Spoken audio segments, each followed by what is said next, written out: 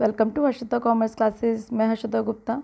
आज के हमारे लेक्चर का टॉपिक कंटेम्प्रेरी ऑडिट है। कंटेम्प्रेरी ऑडिट की यूनिट 4 है। यूनिट 4 से रिलेटेड मैंने कुछ इंपॉर्टेंट एमसीक्यूज़ लिए हैं। इससे पहले मैं यूनिट 1, यूनिट 2 और यूनिट 3 से रिलेटेड मैंने दो वीडियोज़ बनाए हैं। जिनको भी वो उसमें से कोई भी पार्ट नहीं मिला हो तो वो मेरी प्लेलिस्ट में जाके चेक कर सकते हैं। ये यूनिट 4 है एंड ये लास्ट पार्ट है। चलिए अपने लेक्चर को स्टार्ट कर लेते हैं। इस यूनिट में मैंने जो कंटेंट से रिलेटेड एमसीक्यूज़ लिए वो मैं डिस्कस कर लेती हूँ। मैंने लिया है recent trends in auditing, nature and significance of the cost auditing, tax audit, management auditing, computerize auditing से रिलेटेड मैंने जो है वो एमसीक्यूज़ इसमें लिए हैं। चलिए ये डिस्कस कर लेते हैं। फर्स्ट एमसीक्यू मैंने लिया यहाँ पे, देखिए कि computerize accounting auditing technology and logical process that follow a risk-based approach to determine whether the information system of an entity, including its detailed information technology process, control and activity, will achieve its IT objective and will thereby ultimately enable the organization to achieve their organization goal. कहने का मतलब होता है जब हम लोग computer से accounting की ऑडिटिंग मतलब जो टेक्नोलॉजी होती है वो कैसा प्रोसेस होता है, लॉजिकल प्रोसेस होता है।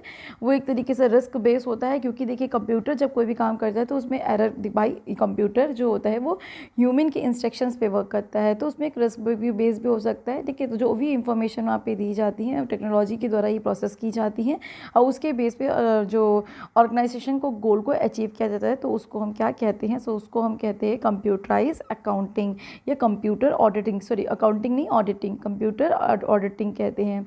नेक्स्ट एमसीक्यू ले लेते हैं। It is commonly used the practice by the analysis of the large volume data. अगर हमारा जो वो डेटा है जिसको हमें एक ऑडिटर को एनालाइज करना है, लार्ज में है, बहुत ज़्यादा मात्रा में है, तो उसको हम मैनुअली नहीं कर सकते हैं। तो उसको हम करने के लिए किसका यूज़ करते हैं? CATT का यूज़ करते हैं। उसकी फुल फॉर्म क्या है? Computerize accounting auditing technology. चलिए नेक्स्ट एमसीक्यू ले लेते हैं। नेक्स्ट एमसीक्यू हमसे यहाँ पे पूछा गया है कि an audit which is compulsory by the law is called. वो ऑडिट जो सभी के लिए कंपलसरी होती है उसको कहते हैं स्टैट्यूटरी ऑडिट। किसको क्या कहते हैं? Statutory audit. नेक्स्ट एमसीक्यू ले लेते हैं कि which of the following entity statutory audit of the financial statement is not conducted. ठीक है, कौन सी एंटिटी ऐसी होती है जिसके लिए जो है वो फाइनेंशियल स्टेटमेंट में स्टैट्यूटरी ऑडिट जो होती है कंडक्ट नहीं करता है? तो पार्टनरशिप फॉर्म, ध्यान रखिएगा, पार्टनरशिप फॉर्म के लिए जो होता है वो कंपलसरी तरीके से नहीं होती है। नेक्स्ट बात कर लेते हैं। इसमें पूछा गया है the provision of the section 139 are applicable all the companies. ये जो प्रोविज़न है 139 सब सेक्शन 1 ये सभी कंपनी पे अप्लीकेबल होता है, एक्सेप्ट किसको छोड़कर? गवर्नमेंट कंपनी पर ये अप्लीकेबल नहीं होता है। इसके अलावा जितनी भी सारी कंपनीज़ हैं उस पर जो प्रोविज़न 139 सब सेक्शन 1 है वो अप्लीकेबल होता है। चलिए नेक्स्ट एमसीक्यू ले लेते हैं। नेक्स्ट एमसीक्यू पूछा गया है fundamental accounting assumption are. Accounting, fundamental accounting है उसकी कौन कौन से अजम्पशंस होते हैं? Going concern concept, consistency concept और एक्रूअल कॉन्सेप्ट। तो ये जो तीन अजम्पशंस होते हैं ये तीनों ही हमारे फंडामेंटल अकाउंटिंग के अजम्पशंस हैं। नेक्स्ट एमसीक्यू ले लेते हैं। विच of the following section of a company account 2013 deal with the eligibility, qualification, disqualification of the auditor. कहने का मतलब क्या है कि कंपनी अकाउंट 2013 का कौन सा सेक्शन हमें बताता है कि एक ऑडिटर की एजिबिलिटी क्या होनी चाहिए, क्वालिफिकेशन क्या होनी चाहिए और डिसक्वालिफिकेशन क्या होनी चाहिए? तो सेक्शन 414 मतलब 441 जो हमारा सेक्शन 141 है वो हमें बताता है 141 की एक ऑडिटर की क्वालिफिकेशन, एजिबिलिटी और डिसक्वालिफिकेशन क्या होनी चाहिए। नेक्स्ट एमसीक्यू ले लेते हैं। नेक्स्ट एमसीक्यू हमसे यहाँ पे पूछा गया है which of the following services are not prohibited for the auditor of a company. मतलब कि यहाँ पे पूछा गया है कि जो कंपनी का ऑडिटर होता है उसके लिए कौन सी सर्विसेज को करना निषेध एक तरीके से नहीं होता है, वो मना नहीं होता है। तो टैक्स ऑडिट जो होता है किसी भी कंपनी के ऑडिटर को करना मना नहीं होता है, वरना internal audit, book keeping and accrual जो सर्विसेज होती है वो डिफरेंट ऑडिटर्स का वर्क होता है, वो वही कर सकते हैं। नेक्स्ट एमसीक्यू हमसे पूछा गया है which of the following services is prohibited service. यहाँ पे नॉट पूछा गया था कि मना नहीं होता है, यहाँ पे ये पूछा गया है कि which of the following is prohibited services for the auditor of a company. So अब देखिए, अभी मैंने देखा यहाँ पे देखा कि जो टैक्स ऑडिट होता है वो मना नहीं होता है। तो यहाँ पे क्या है, जैसे टैक्स ऑडिट है ये मना नहीं होता है, यहाँ पे पूछा गया कौन सी मना है, ये भी मना नहीं होता और ये भी मना नहीं होता। इसका मतलब इसका आंसर क्या हो जाएगा, नन ऑफ दिस। तो टैक्स ऑडिट या फिर इनकम टैक्स रिप्रेजेंटेटिव या टैक्स जो कंसल्टेंसी होती हैं, कंसल्ट जो होता है वो एक कंपनी के ऑडिटर के लिए मना नहीं होता है। और यहाँ पे हमसे वो सर्विस पूछी गई जो मना होती हैं। ठीक है, तो चलिए नेक्स्ट एमसीक्यू ले लेते हैं। नेक्स्ट एमसीक्यू है empowers of the central government to specify audit of the terms of the cost in respect of the certain companies. ठीक है, तो जो पावर सेंट्रल के द्वारा स्पेसिफाइड की गई हैं कुछ सर्टन कंपनीज़ के लिए, तो वो किस उसमें किया गया, सेक्शन 148 कंपनीज एक्ट 2013 में। नेक्स्ट एमसीक्यू ले लेते हैं। Cost audit represent true and fair view of any product. किसका, कॉस्ट ऑफ प्रोडक्शन से रिलेटेड। कॉस्ट ऑडिट किससे रिलेटेड होती है, कॉस्ट ऑफ प्रोडक्शन से रिलेटेड ट्रूथ एंड फेयर जो व्यू होता है वो अपना प्रेजेंट करती है। चलिए नेक्स्ट एमसीक्यू ले लेते हैं। नेक्स्ट एमसीक्यू हमारा, the cost auditor of a company who is in default shall be punishable in the manner as provide।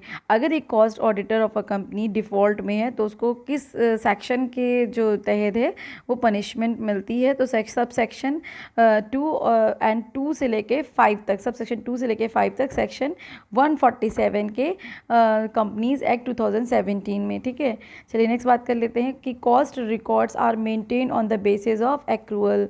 ठीक है, चलिए नेक्स्ट एमसीक्यू ले लेते हैं। नेक्स्ट एमसीक्यू हमारा है item appearing only the cost record.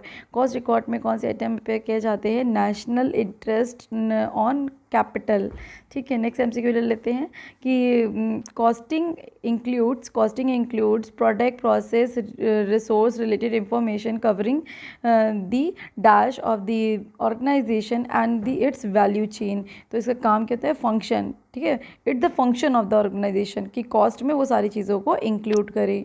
Next MCQ ले लेते हैं। Cost audit initially introduced in, cost audit को किस ईयर में इंट्रोड्यूस किया था, 1965 में।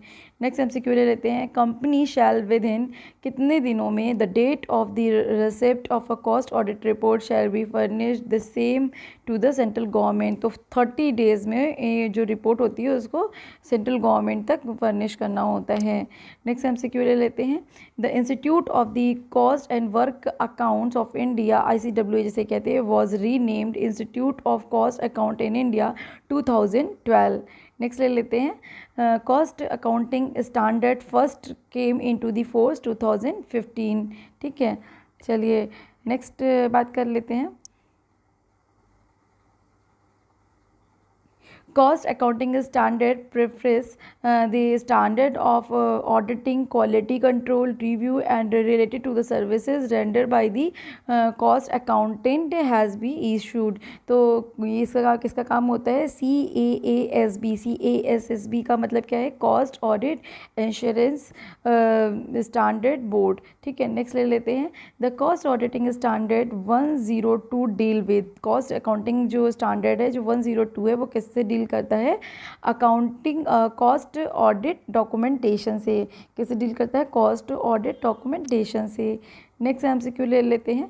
यहाँ पे पूछा गया which of the following technique not followed by the management auditor are carrying in a management audit. कौन सी टेक्निक को फॉलो नहीं करते, मैनेजमेंट टेक्निक को फॉलो नहीं करते हैं। इसके अलावा कौन सी टेक्निक को फॉलो करते हैं, अकाउंटिंग टेक्निक, स्टैटिकल टेक्निक और पर्सनल टेक्निक को फॉलो करते हैं।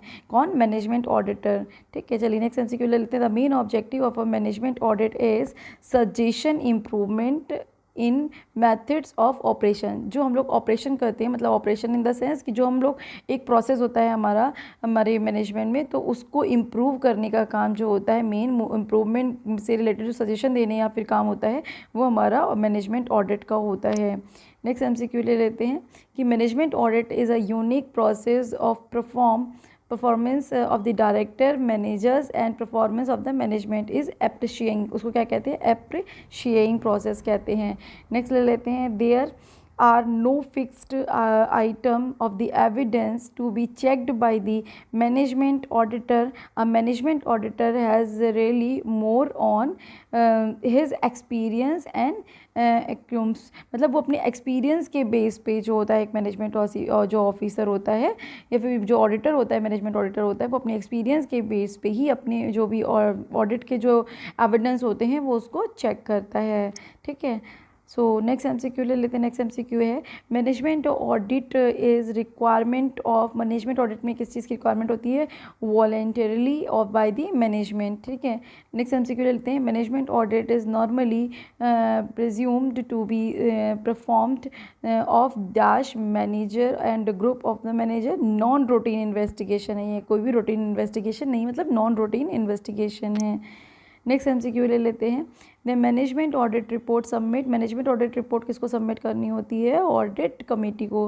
नेक्स्ट एमसीक्यू हमारा है कि कंज्यूमर सर्विस ऑडिट किसका पार्ट है? सोशल ऑडिट का। कंज्यूमर सर्विस ऑडिट किसका पार्ट है? सोशल ऑडिट का। नेक्स्ट एमसीक्यू हमारा है the appoint of the management audit, management auditor को कौन अपॉइंट करता है? Board of directors. Management audit को कौन अपॉइंट करता है? Board of directors. Next MCQ हमारा है कि who is the developer of the management audit. So T G. Rose जो हैं वो मैनेजमेंट ऑडिट के डेवलपर हैं। सो ये मैंने 4th यूनिट से रिलेटेड कुछ इंपॉर्टेंट एमसीक्यूज़ लिए से, तो आई होप कि आपको ये भी लेक्चर अच्छा लगा होगा। इस लेक्चर के साथ में आपकी जो ऑडिट का पेपर है वो अच्छे से प्रिपेयर हो जाएगा।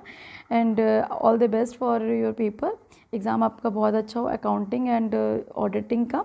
एंड प्लीज़ पेपर के बाद रिव्यू ज़रूर करिएगा कि आपका पेपर कैसा हुआ। मुझे भी अच्छा लगता है कि हाँ, मेरे पेपर से, मेरे वीडियो से आपको इतना हेल्प मिल रहा है, मुझे भी मोटिवेशन मिलती है कि मैं आपके नेक्स्ट पेपर के लिए वीडियोज़ बनाऊँ।